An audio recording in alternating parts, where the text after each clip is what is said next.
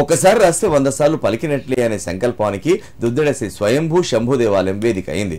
సిద్దిపేట జిల్లా కొండపాక మండలం దుద్దేడ గ్రామంలోని శ్రీ స్వయంభూ శంభు దేవాలయం ఆవరణలో శివకోటి స్తూపం ఆవిష్కరణ మహోత్సవ కార్యక్రమాన్ని ఆలయ నిర్వాహకులు అంగరంగ వైభవంగా నిర్వహించారు. సనాతన ధర్మాన్ని భావితరాలకు అందించాలనే గొప్ప సంకల్పంతో కోటి సార్లు ఓం నమః శివాయ అని రాసిన పుస్తకాలను భద్రపరచడానికి స్తూపాన్ని ఏర్పాటు చేసి దానిపై శివుని విగ్రహాన్ని నిర్మించారు. కార్యక్రమంలో భాగంగా ఉదయం గణపతి పూజ, పుణ్యాహవచనం, కలశ స్థాపన, కుంకుమార్చన పూజలు నిర్వహించారు. ఈ సందర్భంగా ఆలయ నిర్వాహకులతో కలిసి భక్తులు మాట్లాడారు. ఒక్కరితో మొదలైన ఈ సంకల్పం నెరవేర్చుకోవడానికి ఆలయ కమిటీ సభ్యులతో చర్చించి ₹1,00,000 విరాళంతో ఈ స్తూపాన్ని నిర్మించినట్లు వివరించారు. అనంతరం ఈ కార్యక్రమానికి హాజరైన భక్తులకు నిర్వాహకులు అన్నప్రసాద వితరణ చేశారు. లిఖితంగా రాసేటప్పుడు కనీసం ఒక్కసారైనా కానీ ఆ పదాలతో మనసులో అనుకుంటాడు. ఈ విధంగా భావప్రాప్తి కలిగిస్తున్నాను. శివకోటి అని రాసినప్పుడు కోటి నామాలు పలుకుతారు, కొందరికి ఎక్కువ కూడా పలుకుతారు. అది చెప్పగలరు. ఇప్పుడు మా స్నేహితుడు స్వామిసారాయణ వాళ్ళు ఇప్పటికి 5 కోట్ల జపం చేసిన అని చెప్పన్నాడు.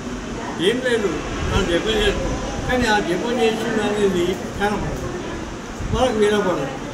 అయితే ఆయన విమర్శించడానికి కాదు, ఆ పద్ధతి తెలుసుకొని ఈ విధంగా కార్యక్రమం చేసినటువంటి 10 మంది తెలుస్తుంది. అది వాస్తవుడు మా దుద్దేడ అల్లుడు అయినటువంటి జైన జగదేయ గారు ఆయన చిరకాల వాంఛ శివకోటి రాయించి ఆ శివకోటి నామాలను నిక్షిప్తం చేసి ఒక స్తూపం నిర్మించాలని చెప్పి 1 సంవత్సరం క్రితమే మా ట్రస్టుకు ₹1,00,000 డొనేట్ చేసి ఆ విధంగా మమ్మల్ని ముందుకు నడిపించారు.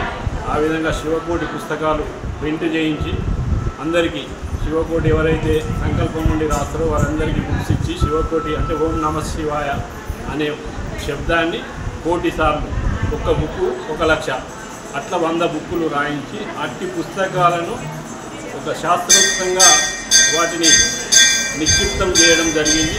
దానికి ఒక స్తూపం నిర్మించి ఆ స్తూపం మీద శంకరుని విగ్రహాన్ని కూడా నెలకొల్పి అలా నిక్షిప్తం చేసి ఇక ముందు కూడా ఎవరైనా శివకోటి రాసే భక్తులు ఉంటే కూడా వారు రాసిన పుస్తకాలు తీసుకొచ్చి దానికి ఒక అర ఉంటుంది, అరలో వేసి భగవంతునికి పాదాల దగ్గర ఉంచే వీలు ఉంటుంది. కాబట్టి భగవన్నామ